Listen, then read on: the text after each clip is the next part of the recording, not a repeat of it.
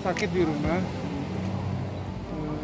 Pertama karena keluhan ada bisul ya di pangkal pahanya. Kami kira cuma seringan itu. Ternyata kondisinya semakin lemah karena sulit makan, lalu kami bawa ke rumah sakit. Almarhum memang nggak terlalu suka datang ke dokter atau ke rumah sakit ya, apalagi rumah sakit ya. Kalau ke dokter masih lumayan.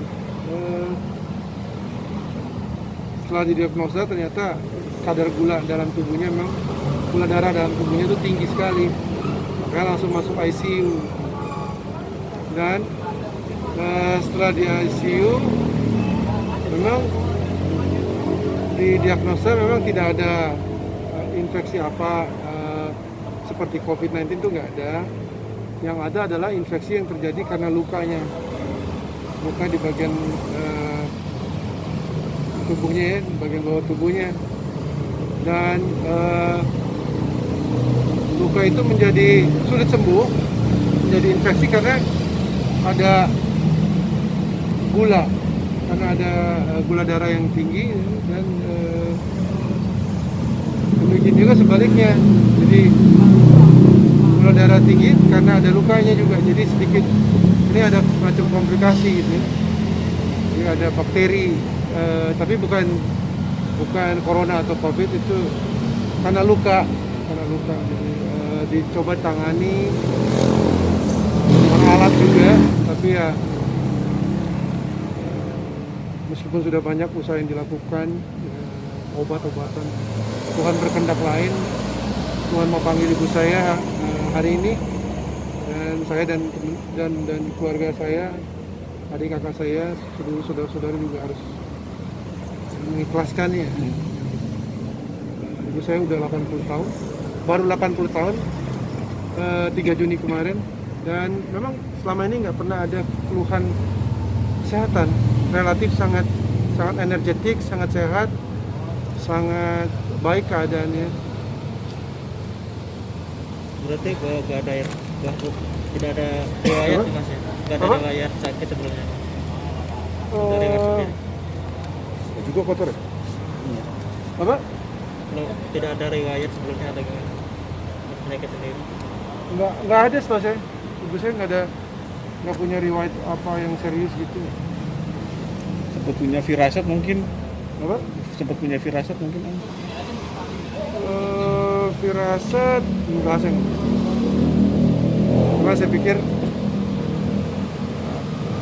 setelah melihat keadaan, saya juga sudah menyiapkan hati dan pikiran saya untuk menerima konsekuensi yang terburuk. Jadi sebelum kejadian ini sudah bersiap untuk kejadian terburuk seperti ini? Ya tentu saya berharap yang terbaik untuk ibu saya, kesembuhan. Tapi dalam 2 malam terakhir memang dokter yang menyampaikan informasi ini sudah jelaskan bahwa keadaan tidak terlalu baik. Semalam masih bisa komunikasi sedikit. Jadi mama saya kan memang ada dalam pengaruh obat ini ya, obat tidur untuk memulihkan kesehatannya. Jadi dia nggak terlalu bisa berkomunikasi, tapi masih bisa menunjukkan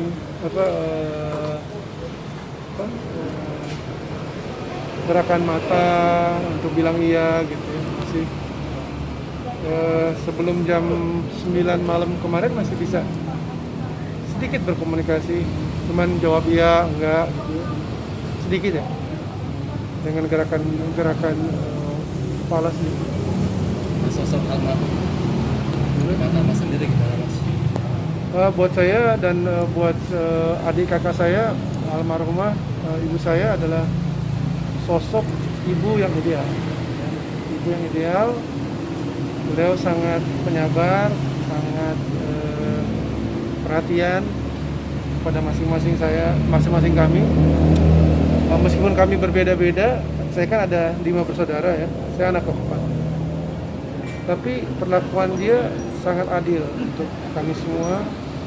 Semua juga diperlakukan sebagaimana mestinya. Tidak ada yang diperlakukan terlalu istimewa, tapi tidak juga menyamakan semuanya. Jadi kami memiliki rasa keistimewaan di depan dia. Itu yang menurut saya tangkap. Lalu ibu saya juga orangnya sangat penyabar, sangat positive thinking, sangat bersemangat, sangat pandai dalam mempertimbangkan segala sesuatunya. Sangat seimbang antara emosinya dan juga rasionya. Jadi ibu saya sangat ideal buat kami gitu. Paling nanti bakal dirindukan dari sosok beliau apa sih? Yang saya paling rindukan dari beliau adalah beliau itu sering memberi contoh yang baik, tidak terlalu banyak bicara, tapi memberi contoh dalam perbuatan sehari-hari, banyak berbagi dengan orang lain, khususnya yang dalam kesulitan, gitu. Apa aja yang bisa diperbuat. Kalau lagi nggak punya uang, mungkin dia akan bekerja untuk orang tersebut. Kalau punya uang, dia akan bagi-bagi untuk yang membutuhkan. Itu yang menurut saya sangat istimewa. Ibu saya sama sekali tidak mementingkan dirinya sendiri. Jadi kehidupannya sangat berwarna. Buat kami semua dia adalah bintang dalam keluarga kami, tapi juga bintang dalam komunitas, khususnya dalam komunitas gereja dan saudara-saudara. Jadi dia adalah sumber energi buat kami semua, sumber antusiasme ya, sumber kekompakan kita semua. Pokoknya buat kami ibu kami adalah segala-galanya. Mas, di kenangan terakhir itu kapan Lebaran haji kemarin itu ada? Ini karena era COVID-19 ini, maksudnya periode yang sulit ini, kita udah cukup lama nggak berkumpul ya, sekitar 2,5 bulan. Ibu saya merindukan cucu-cucunya, merindukan kumpul-kumpul udah nggak bisa. Terakhir kumpul-kumpul itu malah cuma di online ya. Jadi tanggal 3 Juni kemarin dia ulang tahun. Ibu saya ulang tahun yang ke-80 karena tidak bisa kumpul bareng-bareng, jadi ulang tahunnya diadakan di online di Zoom dengan mengundang sekitar 500 orang. Nah, dia sangat senang karena dia belum pernah lihat ternyata perhelatan atau pesta seperti ini ya, jadi bisa kumpul tapi jarak jauh dengan saudara-saudara yang di Jakarta, di luar kota dan juga di luar negeri, semua bisa kumpul dan acara disusun relatif bagus, lancar. Itu aja yang kita lakukan terakhir. Kalau kumpul bener-bener tuh udah cukup lama enggak ya, maksudnya sebelum COVID-19 kita kumpul. Yang berkesan adalah dari dulu rumah ibu saya itu kan rumah dimana kita keluarga kumpul, teman-teman kumpul, jadi semacam rumah yang open house di setiap hari sepanjang tahun. Jadi selalu ada makanan, meskipun ibu saya bukan orang yang berlebihan uangnya, tapi biasanya dia punya cukup uang untuk buat makanan yang enak, yang cukup enak buat kita nikmati. Karena almarhum juga adalah orang yang jago banget masak, dan bukan hanya masak 1-2 resep, tapi banyak sekali dia bisa bikin, dan kue-kue yang menurut saya tarafnya sangat profesional sebenarnya. Kalau dia mau bikin usaha kuliner gitu, sebenarnya ibu saya bisa sekali, mampu sekali, tapi itu tidak lakukannya. Jadi biasanya kami menikmati suguhan makanan-makanan yang enak buatan ibu saya di rumah, termasuk juga teman-teman yang ada. Jadi memang rumah kami itu memang jadi tempat kumpul dari zaman dulu, dari zaman sebelum saya relatif populer jadi artis. Terus dari dulu rumah kami itu jadi tempat kumpul saudara-saudara, teman-teman. Mas, Itu aja yang membuat saya mungkin bisa kangen dengan ibu saya, karena ibu saya jadi figur sentral di mana kita semua ngerasa Mas boleh mundur dikit nih. kalau ada dia semuanya aman, semuanya meriah, apapun juga bisa tersedia, makanan enak dan sebagainya. Bukan karena dia punya uang, bukan, tapi karena dia itu peduli dengan semua. Dia peduli, dia bisa atur sedemikian rupa dengan ketercukupan yang ada, bukan kelebihan ya, tapi apa yang ada dia bisa membuat sesuatu yang nyaman, penuh cinta kasih, ya itu yang terpenting.